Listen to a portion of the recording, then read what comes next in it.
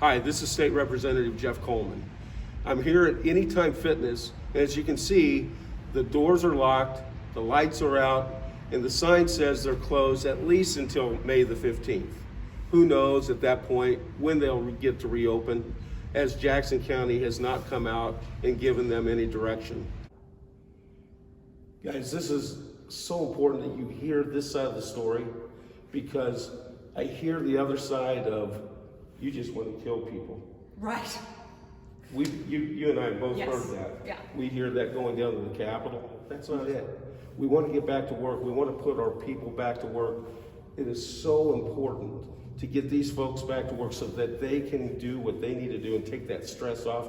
What we're here to do is to educate people about businesses like this, the small businesses who are not getting funding coming in from the government like the government said they were going to, and we have our local governments who are keeping them closed.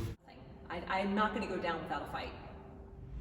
As you will hear later from the owner of Anytime Fitness, it's not just about reopening and just being back full. It's going to take time for her to get things going. That's why we have to get her open now. Sooner than later gets her the income coming in that she needs to take care of her family. When we talk about small businesses like this, we have to understand that when they're off work, they have no income coming in. The government entities like Jackson County, the players involved, the Frank Whites, the medical director, how many checks have they missed while they're out there telling small businesses that they can't come back to work? I'm even fortunate enough to have a check coming in, so I'm not trying to throw them under the bus, but a lot of times we forget we get a check coming in while these folks don't. So all small businesses, not just this one, all small businesses that are willing and able to take care of the issues of being safe. We're not trying to say that this isn't a serious issue. We're trying to say this is a serious issue. We understand that.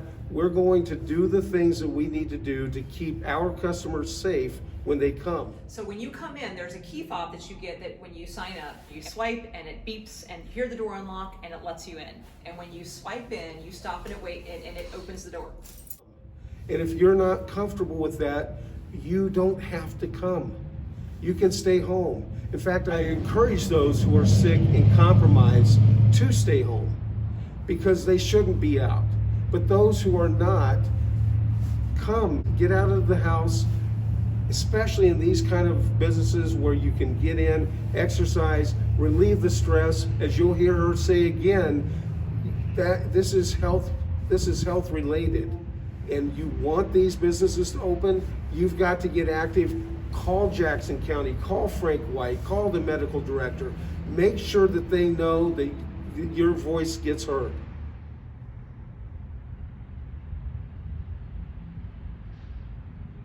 And you just lost a big chunk of your income. Correct. So talk to me about that.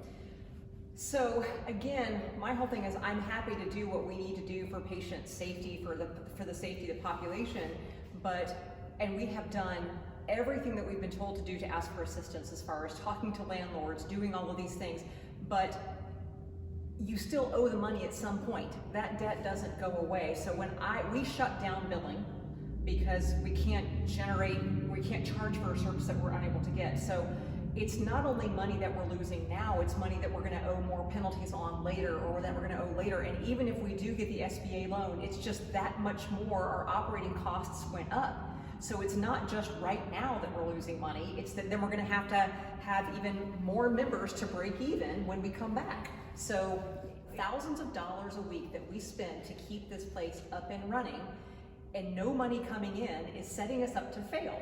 The other unknowns that I have is, people are going to think of a gym as a luxury and they're going to not join. I'm not going to have as many people coming in the door. I'm going to have people that do have compromised immune systems that say, I can't come to the gym right now for their reasons. Okay, I can't fault them for that. People will have lost their jobs and can't come back.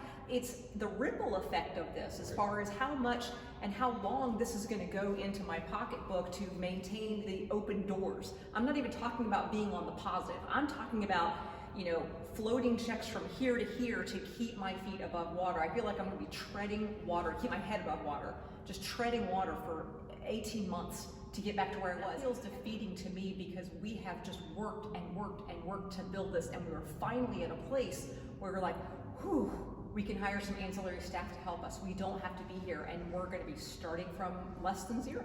But I lay awake at night and wonder, how many members will we have when we come back? Who's gonna come in, who's not gonna come in? Who's gonna have lost their job? How much revenue will we have? How are we gonna pay off that rent that's now 3 months at the end of the lease? What about our SBA payment? What about our equipment lease? What about our security charges? What about on and on and on? My mind fires in hundreds of directions. An economy that's been crushed for a virus that's not nearly as lethal as they thought it would be. And what frustrates me more than anything else is a lot of people that aren't in the know, that aren't in a small business situation, that make assumptions based on blips that they heard on the news.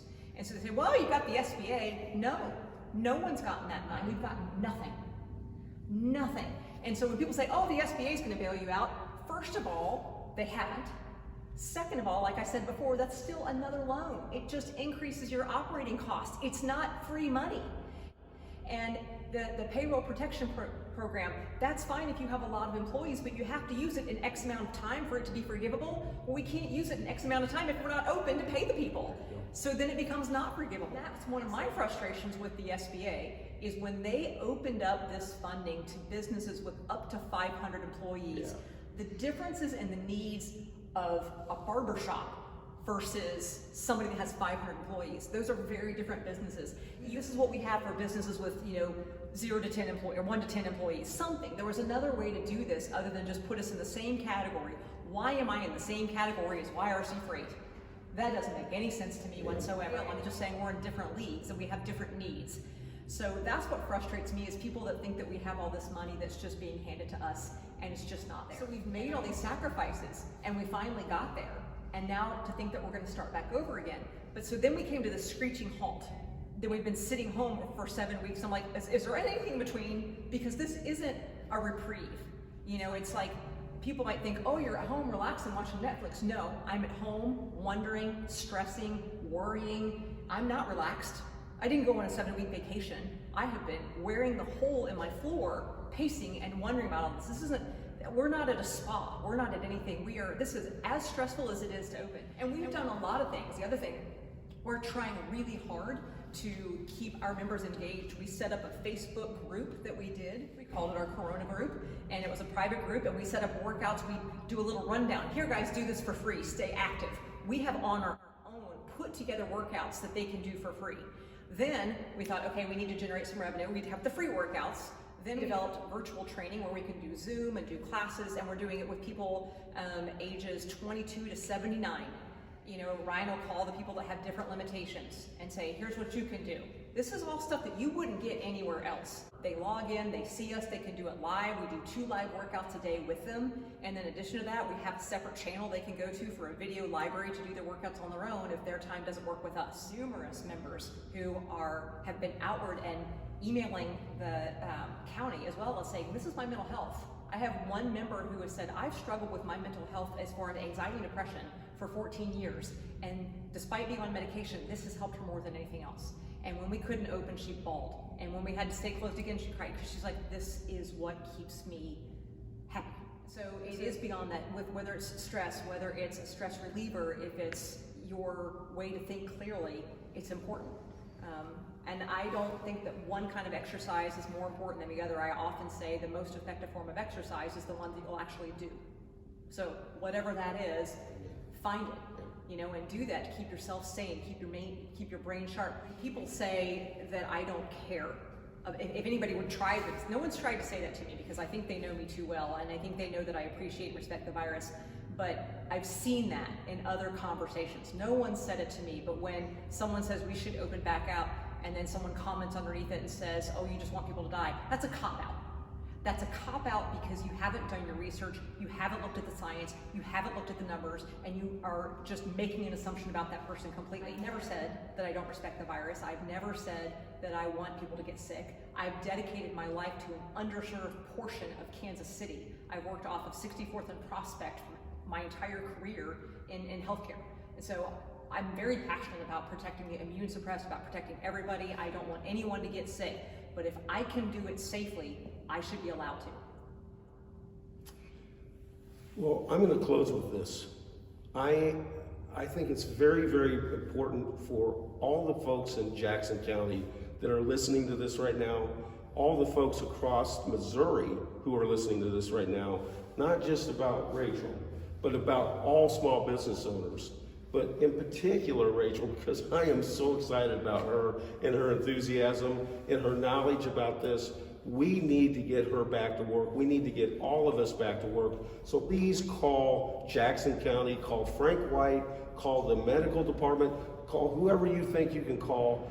Get on the phone, get them to get us back open, especially this gym right here. Thank you so much for being with us. We appreciate you. We're going to do everything we can to get you back open. Thank you. I appreciate your time. Thank you.